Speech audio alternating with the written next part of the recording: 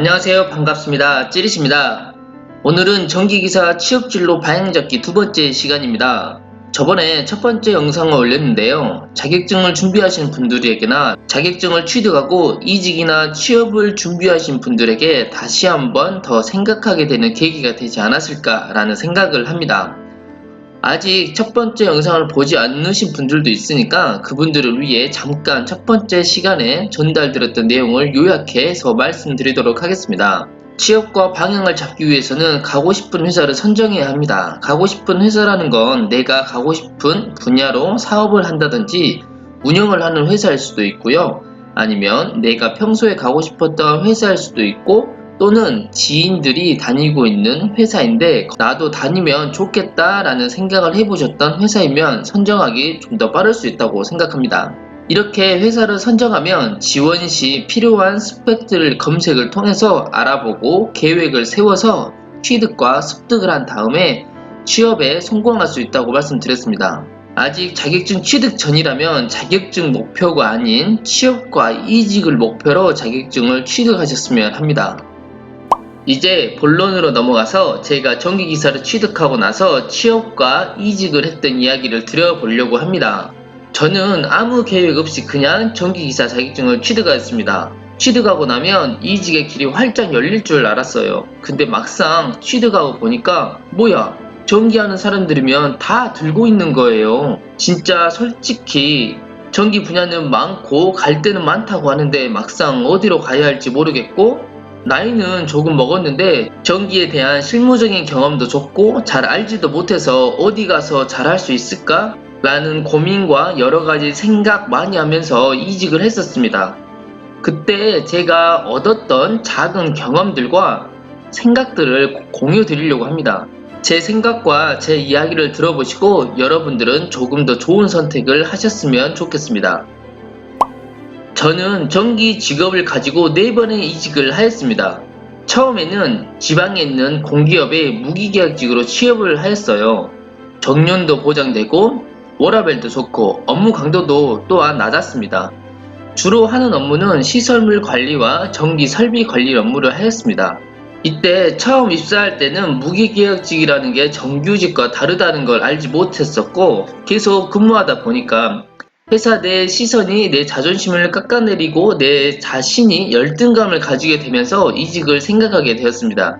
여기서 무기계약직과 정규직이 회사 내에서 차별이 있고 무시한다는 내용은 아닙니다. 확실히 다른 건 급여가 다릅니다. 아무튼 그래서 무기계약직에서 공기업으로 어떻게 이직을 합니다. 이때는 결혼도 했었고 아이 둘이 있었는데요. 아이들이 좀 어렸습니다. 제가 발령받은 근무지는 제가 살고 있는 지역이 아닌 타 지역으로 좀 멀리 가게 되었습니다. 그리고 근무지가 좀 많이 외진 곳이었는데 가족들을 데리고 올 자신도 없었고 뭐라고 하고 싶지도 않았습니다.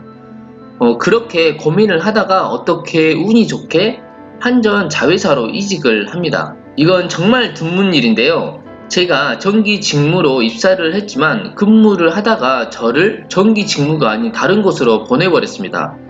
이때 정말 많은 생각을 했었는데요. 저는 사실 제 자신이 지금 당장 남들보다 잘하진 않지만 내 자신이 지금 조금이나마 잘할 수 있는 게 전기뿐이라고 생각하고 평생 전기인으로 살자라는 다짐을 했었던 적이 있었습니다.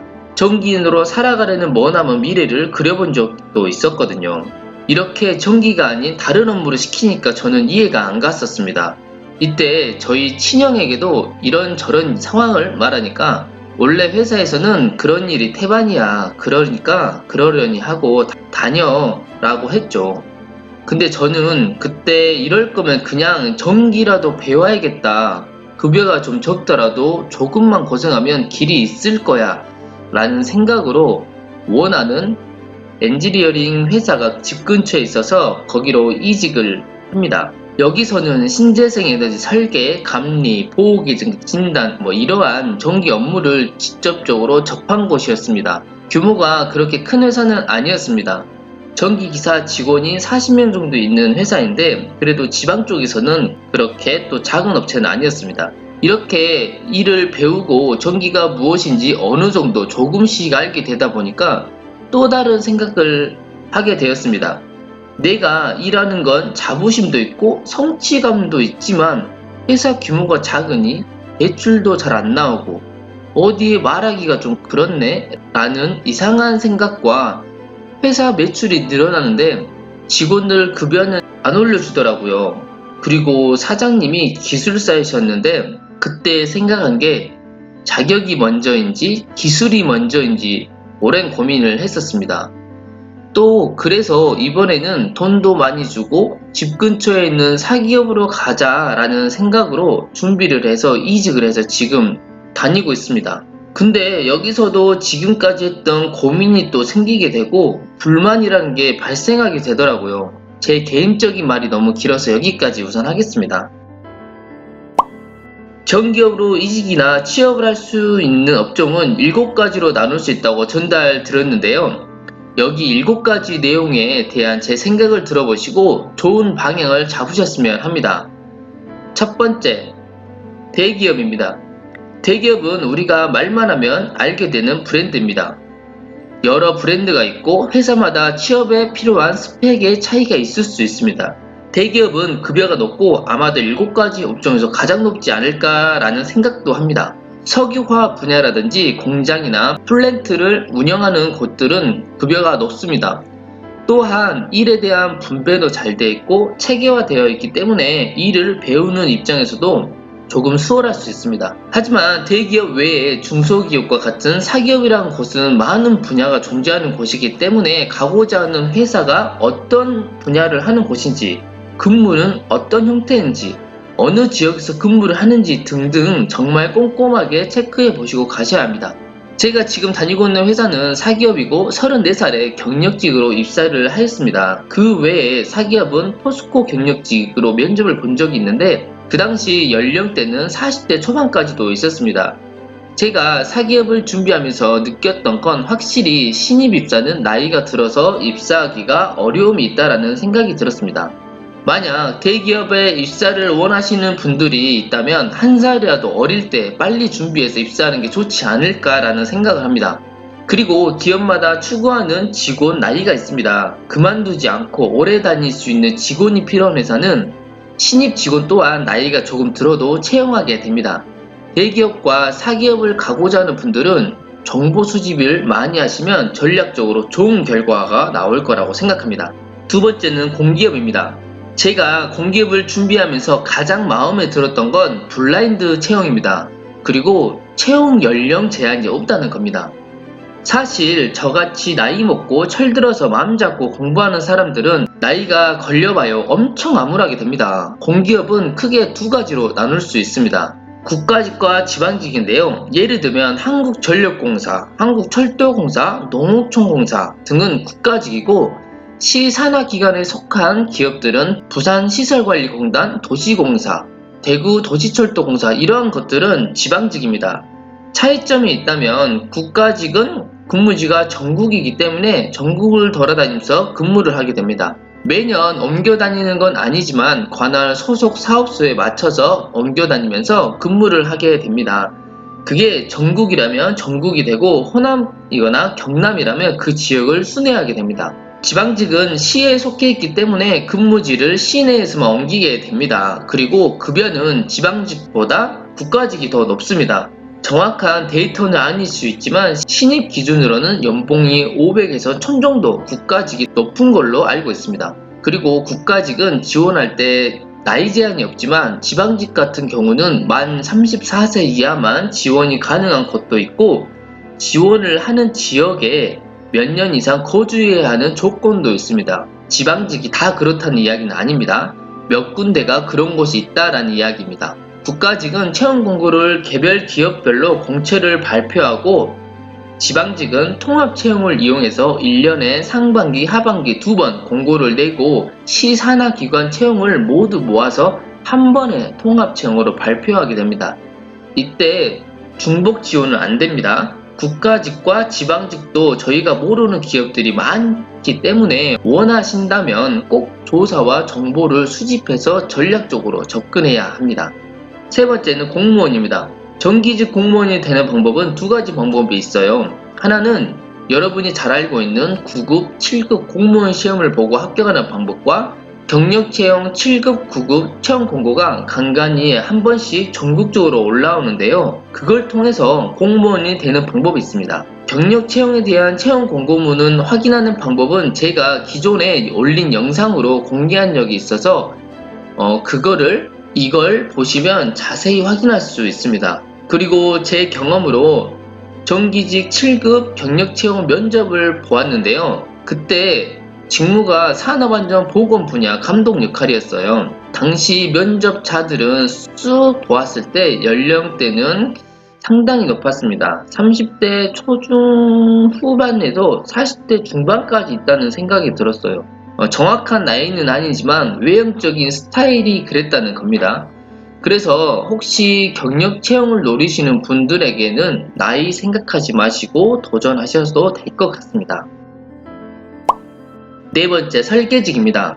저는 설계만 전문으로 하는 기업에서 근무를 한 건 아니기 때문에 설계직에서 근무하시는 분들에 대한 경험을 100% 전달 드릴 수는 없어요.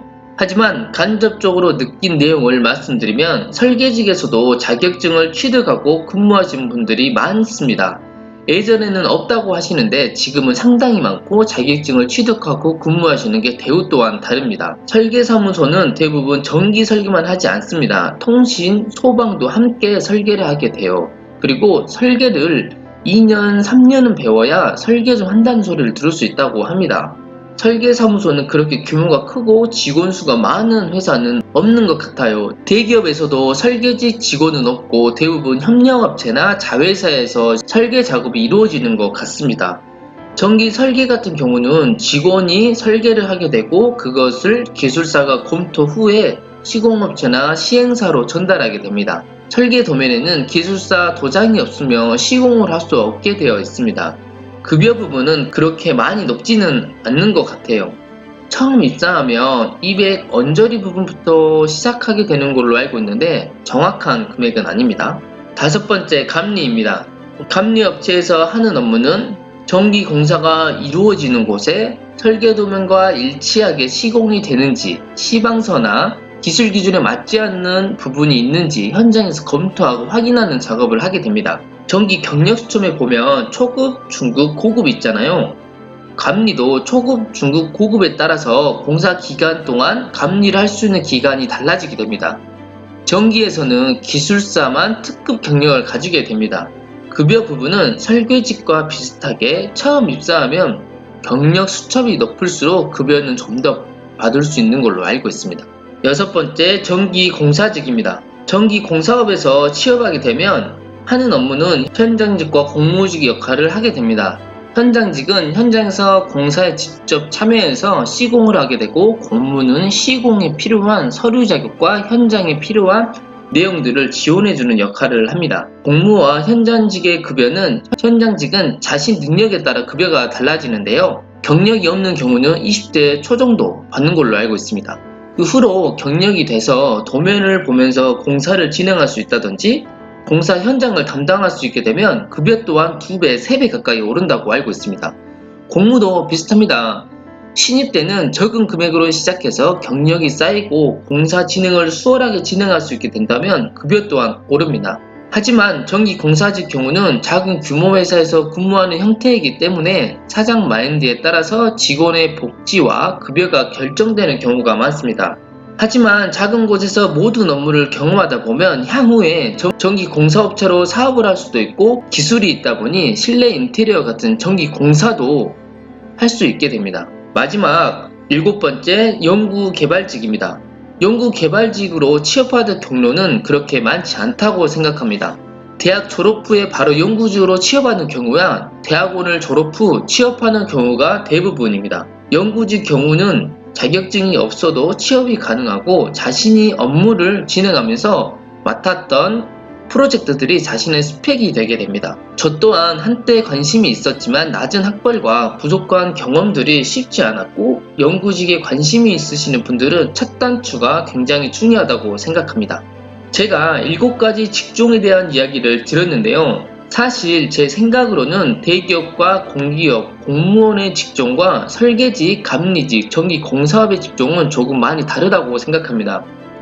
같은 정규직에 몸을 담고 있기는 하지만 향후 5년, 10년 방향성에서는 다르게 작용하지 않나 라는 생각을 합니다. 오늘의 이야기가 많은 도움이 되셨는지는 모르겠습니다. 제 이야기와 제 생각만으로 여러 직종에 대한 생각을 담은 것이기 때문에 틀리고 다른 정보를 드릴 수 있다는 점 양해 부탁드립니다. 그리고 이직이나 취업을 준비하시는 분들은 자기 자신이 원하는 게 무엇인지, 자신이 하고자 하는 방향이 무엇인지 정확히 알고 움직이셔야 저 같은 이직과 잦은 실수가 없을 수 있다고 생각합니다. 오늘도 영상 끝까지 봐주셔서 정말 감사합니다. 찌릿이었습니다. 감사합니다.